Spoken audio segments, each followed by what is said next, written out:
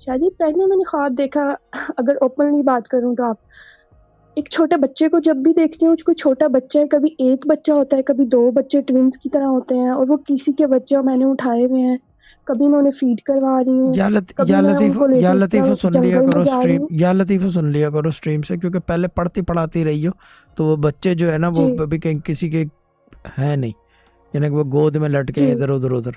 तो वो जो है क्या कहते हैं जी। उसको, या लतीफ़ो स्ट्रीम से एक दफ़ा सुन लो।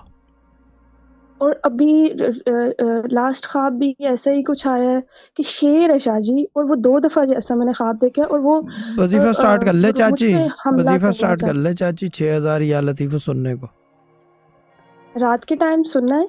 Any time, doesn't matter, any time. Okay, ठीक है, सिर्फ 6,000 या लतीफ़ो, राइट? हाँ।